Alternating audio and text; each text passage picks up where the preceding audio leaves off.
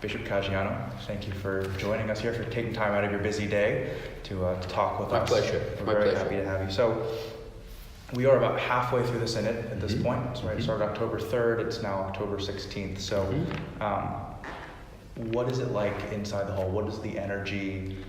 We hear reports about the applause that just bursts in the Synod the young hall. people. Yeah. Oh, yeah. What's the energy like inside? Well, they bring a tremendous amount of energy, and they're very expressive. So when they're happy, it's obvious. And when they're polite, it's obvious too. But that, I think, is new in the synodal process, that sort of interaction. And there was an initiative to have a pilgrimage, a one-day, basically it's turned out to be a half-day pilgrimage, which the young people are absolutely enthusiastic about. So that sort of sense, that sort of interplay gives me great hope. Yeah. So what are some of the topics that you think are the most important that have been covered so far? Well, I think initially the elephant in the room was the sexual abuse crisis. That was ventilated very well. I think there's a general consensus that we need to address that in this document. And the young people spoke very directly about that. But now there are other themes that have come up. Accompaniment is a huge theme, and what that means, which is part of that second section of the document. Listening, which is more than just listening with your ears. It's acceptance of the value of the person with you. It's the appreciation of the person, the welcoming of the person. And we're unpacking that. And then it's just the basic questions that the young people have about the faith. That's coming up in part 3. That has not happened yet, but I'm sure that's going to be an animated discussion as well. Yeah. So where have you seen, kind of out of these topics, where have you seen the most unity between the bishops and the auditors and the young people in the room? Where are you seeing the most unity? Well, one of them certainly is the need to address the elephant in the room. We're all on the same page, and rightfully so. I think also there is a general consensus that the young people who are here as much want to listen as they want to be listened to. What strikes me is they want to hear what the church has to say. It's not just, listen to me. And that also is something where there seems to be great unanimity, that it's a mutual process. It's a mutual information, one of the other. And therefore that's dialogue, right? That's the definition of dialogue. So in many ways, what I see coming out of this is perhaps a permanent call for that dialogue to happen on every level of the church. That's great. Yeah, and I think it's obvious when you talk to young people, anyone really within the church. I mean, hearing your name, knowing that you're being heard is so important and so vital. I mean, it makes people feel at home in the church. You said that the young people have been very clear with the need to address the elephant in the room, as you called it. But what else have they been vocal about? What are the other things? I mean, accompaniment being listened to, but social engagement. It's a tremendous value among young adults to be socially aware, socially engaged, and address some of the injustices in the world. To make a positive difference, to be a force of charity, right? A force of mercy. That rings through in many different ways. My sense is, if I were to summarize it, it's I want to make a difference in the world. So my faith is not a personal possession. My faith has to make a difference, not just to me, but the people around me. And that is a healthy corrective to an over-privatization of faith by a lot of Catholics. I do my thing, I go to Mass, I give my collection, and then life goes on. But they're saying, no, it's got to permeate your entire life. So that is, again, a takeaway from the Synod that can change the whole church, not just our relationship with young people. Yeah, that's great. So it's kind of a two-part question. What specifically, and you kind of talked about it a little bit, but what can young people expect to come out of this Synod? Well, it's an interesting question, because I'm not exactly sure how to answer the question. If a young person is expecting a very detailed document that can simply be implemented in his or her diocese, I hope they're not going to be disappointed. Because when the Holy Father actually writes his apostolic exhortation, you do have to consider he's talking to the youth of the whole world. So a young person in Nairobi, or a young person in Caracas, or San Francisco, or Bridgeport, I mean, totally different experiences. When the bishops of the East, particularly from Asia, spoke about some of the issues that their young people are facing, it's just a different world. So how do you speak to the whole world? So my sense is the Holy Father he's been listening, been at all the general meetings. He's going to give a general direction. So my hope is that young people will hear a general direction that makes sense to them. But then the hard work begins. We have to take that general direction and say, okay, in Bridgeport, how do we live that? Like, how do we make that concrete? I mentioned to some people, it almost makes sense to me to have a diocesan level synod that involves young people just to do that. Okay, we've heard the Holy Father, now how do we make it real in our diocese? I'm still debating that, but I think that probably makes a lot of sense as the next step. Yeah. What was your preparation for the synod like? Well, I'm involved with a lot of young adult ministries because of my position as the Episcopal advisor to the NFCYM. And in my diocese, I make it my business to be involved with a lot of the young people and the ministries we've created, Catholic Service Corps, the choir, the diocesan choir, a whole bunch of stuff. But I also had a listening session with, it was really kind of a very eclectic group of young people. Some very traditional, some very untraditional, some practicing, some not practicing. And it was fascinating to hear what they said, because it's echoed. I've heard what they have said to me. I've heard from different bishops and different young people. So their views are here. The one thing that was interesting is every single one of them in Bridgeport raised the question of credibility of leadership as a number one issue for them. Wow.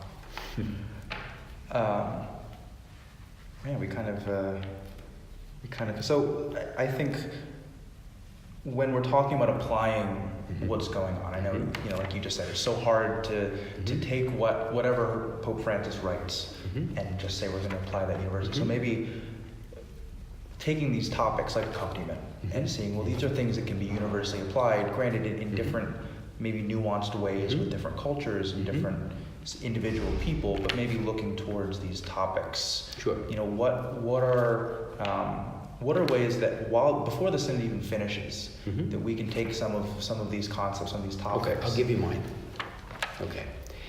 For the last year, I have been animated by, challenged by, captivated by this idea that you encounter God in three principal ways: truth, beauty, and goodness. That's St. Thomas. I'm absolutely fascinated with that idea, because I think Thomas is onto something fundamental in the ministry to young adults. In the end, you will have certain groups, certain movements that focus primarily on one of those. So apologetics, truth, music and music ministry and liturgy would be beauty. Service, mission projects, mission trips, goodness. But in my mind, to have a complete ministry, you need to hold all three together. You can start with one, but you got to bring the others in. In my own diocese, I'd like to explore that further and be able to say, okay, you do this, you do that, you do the other. We can learn from each other, but are you doing all three of these? And if not, what do you need to add? So that your ministry can look very different from mine, but when you strip out the details, we're all going in the same direction. I'm hoping that will come out of this document, actually. That's what I mean by a fundamental direction. What is it, the elements we all need to be involved with? Because then best practice will show what's working and what's not, and what can work in your community may not work in mine. But it doesn't matter. As long as we're going in the same direction, that's all that matters. Yeah, that's great.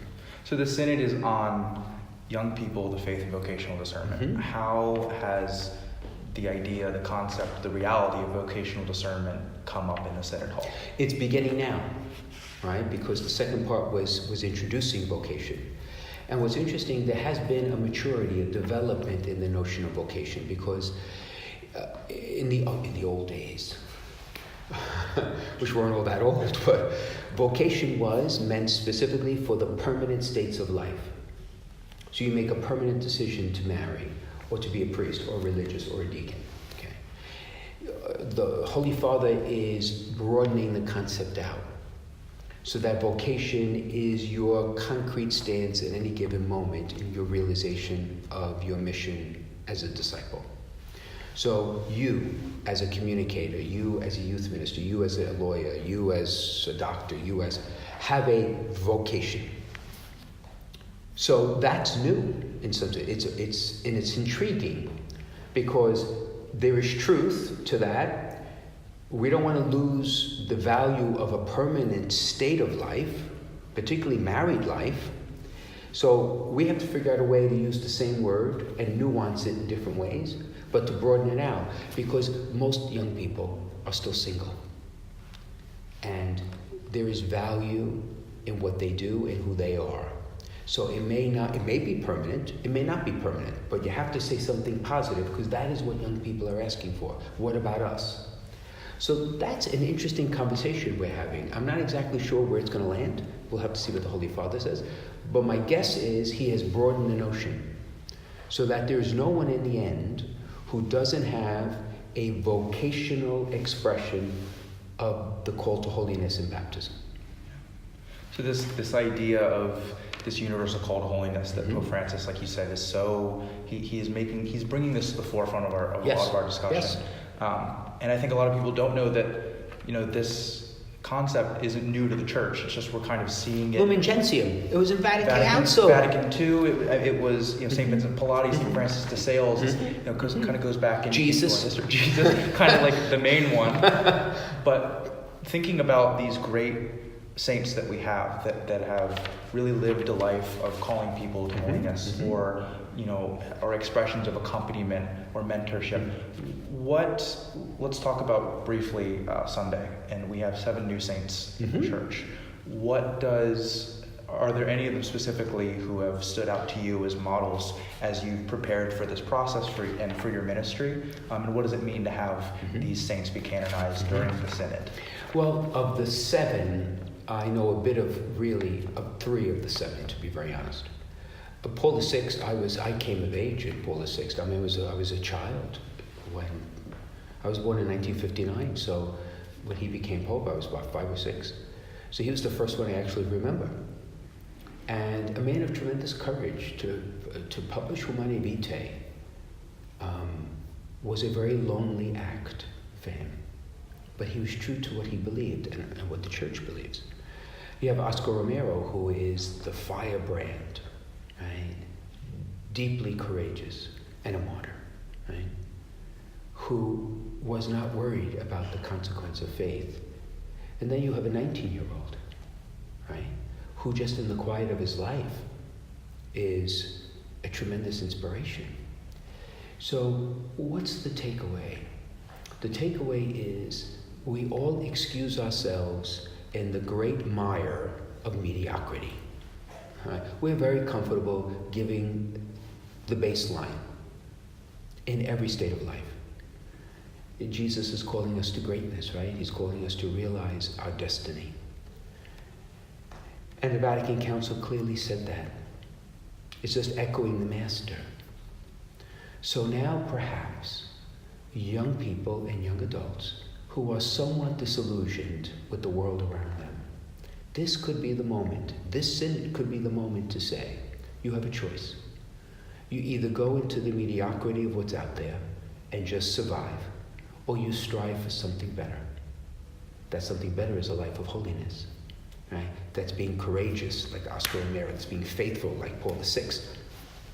It's like being like Francis de Sales. In the ordinariness of life is your call to greatness, to courage, to holiness. Imagine if we could unlock that in the church, in the world. So Francis, I think Pope Francis is getting us back to the basics. And in a world that wants to lose itself in the trees, we have to remember this forest. And perhaps, hopefully, that the Synod will help us to do that. Great. Well, I think you kind of answered it, but this will be the last question. If you had a group of young people in front of you right now, with the 2 weeks that you've had here and your experience in ministry, what would you say to them? Hold on. Hold on. Be patient. Because in the end, the change you seek is not going to happen on the dime. If you really want it, you're going to have to fight for it. You're going to have to give of yourself for it. And you're going to have to get into the trenches and make it a reality. So this is not a short term. This is a long-term commitment. And if you're in, I think the majority of the adults and ecclesial leaders who are here, particularly the bishops, are willing to learn how to do this, because I'm not sure they all know how to, including myself, to accompany you to do it. But you got to be in it to do it. That would be my message. Great. Bishop Caggiano, thank you. Pleasure. Thank you so Pleasure. much.